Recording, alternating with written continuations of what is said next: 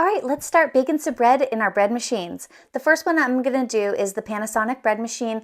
The recipe that I use is really basic. I've shared it in several other videos before, but I'll just give you a quick rundown here. This is the flour I use. It's a organic whole wheat flour from Bob's Red Mill. I actually bought these, XO storage containers that are like airtight kind of containers, and this has been working really great. It stores 5 pounds of flour, so I'll share a link in the description. I got those on Amazon, and that's been really awesome. You're going to use 350 grams of whole wheat flour, 1 teaspoon of salt. I like to use Redmond's real salt, 1 tablespoon of sugar. I like to do about 1.5 tablespoons of butter. This is vegan butter, but you can use any kind. I use 2 teaspoons of dry active yeast. I like the Bob's Red Mill brand because the ingredients are very simple. It's just yeast and sorbiton monosterate. Some of the other ones have a lot of other ingredients that I don't really want to consume on a regular basis. To make this bread, I love using a digital scale. This is a Taylor brand scale. I got this on Amazon. I'll share a link in the description. But to use a scale, you just want to put your container on first. I measure in grams so that it can be really precise. You want to get it to 0 with the container on. So technically it's measuring the weight of the container, but it's a negative measure there. So I can just measure directly into the canister. Now I'm going to put the paddle in, and I just use water straight from my filter, which is a cold water basically, and you just pour that in first. Then I'm going to add 1 teaspoon of the Redmond's real salt, 1 tablespoon of sugar, about 1.5 tablespoons of butter. Okay, now I'm going to tare back down to 0 because now I'm going to start adding my flour. It's easier to measure at 0 instead of measuring at 360. Okay, so I'm going to add 350 grams flour.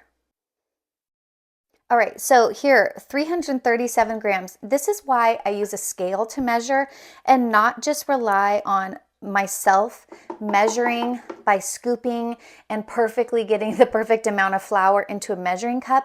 When you're making bread, these ratios really matter. See, I went 5 grams over. I'm actually going to remove a few grams. And you can see that was almost a tablespoon more of flour. And when you are working with water and flour together to make bread, it really does make a difference when you have like even an extra 1 or 2 tablespoons of flour. So I really highly recommend, if you're doing this, just invest about $20 in a digital scale. Now I go like this and I make like a little divot so that the yeast has a little place to go so it doesn't end up pouring into the liquid. I'm going to do 1 more teaspoon. For bread machine baking, you do not combine the liquid and yeast together, and you don't have to do lukewarm water with sugar and activate the yeast. You're actually just putting everything into a canister like this.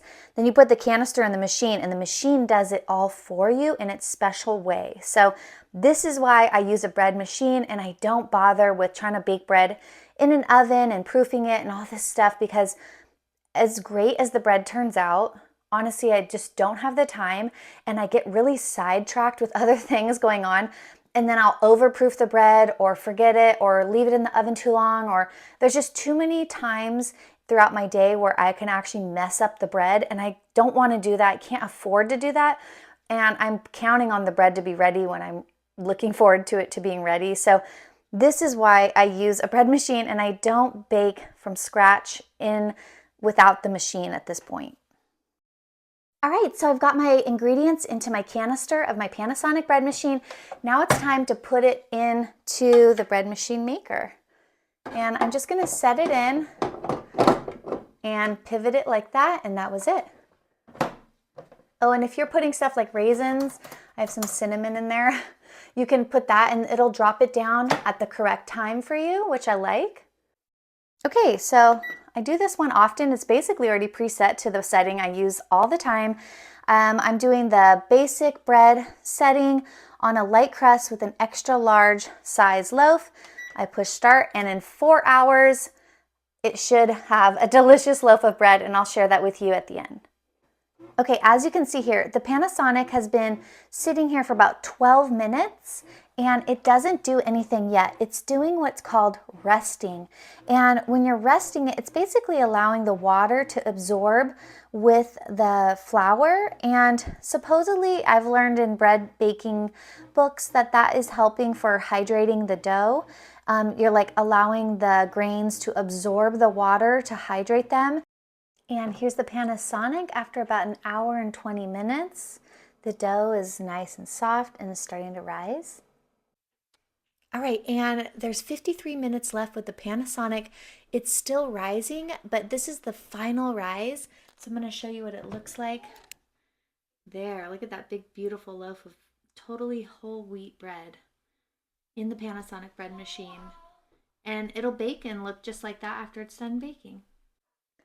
All right, the Panasonic bread machine finished baking, and this is what the final loaf looks like.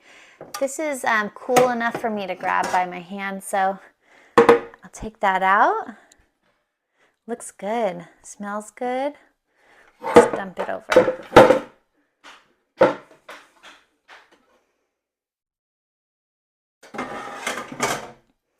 All right. So if you've never baked with a bread machine before, the paddle attachment does leave a hole and you end up getting used to that. But this is what the final Panasonic bread machine bread looks like. Let's cut a slice of this. I love making my own bread because I can cut nice, thick, fat slices.